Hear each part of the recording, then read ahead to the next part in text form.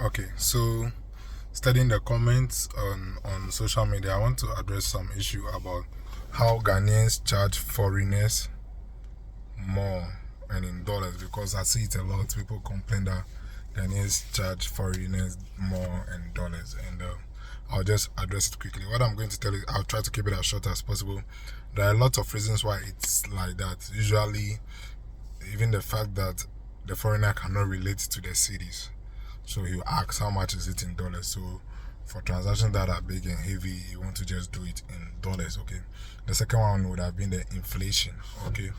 But I see this one is, as much as it just seems like the dollar prices are things that cost more. So people are thinking it's because we want to charge more. That's why we are pricing in dollars, but that's not it. Ghana is cheap, they say. So you come with the expectation that you can get it cheap. But the only thing that is cheap here is labor and things that are made in Ghana, okay? Everything else is imported. So it costs $200 in the US. When you check it out, it will be $300 or $400 in Ghana, because you now have to ship it down and pay tax again on it. So it's not going to turn out that things are going to be cheap. So when you come here and you find things of same standard in the US that cost you more, don't be surprised. It's because we brought it from there and even paid more for it, okay? But that's not the problem. The problem right now is as if the expectation that things to be cheap, and then usually real estate developers things are still expensive. And I've always tried to give the analogy of cars, trying to say that a Mercedes Benz, okay, GLE 300, it has two tires, it can drive 100 kilometers per hour, compared to a Yaris, okay, it has four tires, it can drive 100 kilometers per hour. They cannot be the same price. So what happens is that the Mercedes Benz is not cheap, it's costly. Well, it costs a lot of money to produce, okay? So usually what happened, the last time I commented, and I think people actually endorsed the comment on such a comment, I said, they said, why do we charge foreigners more in Ghana? And I said, because foreigners demand for more. Okay, so from the experience, I'll tell you, a foreigner in Ghana cannot take some things lightly. Some things that we are okay with in Ghana cannot be tolerated by a foreigner. The water cannot stop flowing. The internet cannot slow down. Okay, the road cannot be bad. You get it. When they call you for services, you can't be late. When they call you to bring something, you can't come tomorrow.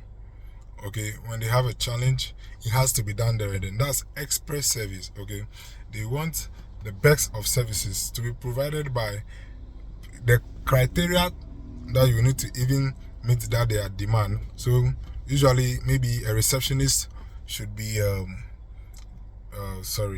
SHS holder or BEC holder. But if you run an apartment that is being, the residents are experts, you need a degree holder with good experience, someone who can communicate, someone who will be prompt, someone who can take records, okay, someone who can answer, meet their needs. So the kind of service that experts require in Ghana is expensive. You cannot give someone the best of things for the price at which Ghanaians expect. So usually you will see us selling a 3-bedroom house, $70,000, $150,000, $200,000, and people are like, they can build it themselves with $25,000. Yes, true, you can build it yourself with $25,000, but you cannot sell the one that you build with $25,000 for $70,000. You cannot stay in those houses. The houses that people argue that they can build for cheap, they cannot stay in them. Okay, they have challenges. The standard is poor, and usually the challenge now is that when people come and they source such cheap labor, then we begin to complain that the people are not giving us the best and stuff like that, which is not good. You get it? And that's what you paid for. You paid for cheap, you get cheap. You get it? You paid for cheap, you get cheap. You pay for more, you get value. So it's the value that you are getting, okay? If you do that, you can get some really good stuff.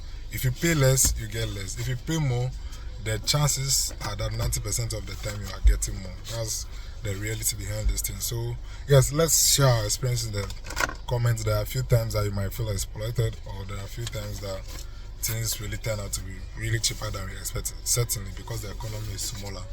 Okay, but if you do that, you can actually get a lot of value for things that you do. Okay, and if you go in for the cheap one, you are certainly going to lose out on the things that you pay for, because you would maybe, if it's something that's made from wood, they will use cheap wood. Okay, the hardest wood are redwood. If it's something that is made from plastic, they'll use some light plastics. Metal, they use some light metals. Okay, if it's technology, they'll use some obsolete technologies.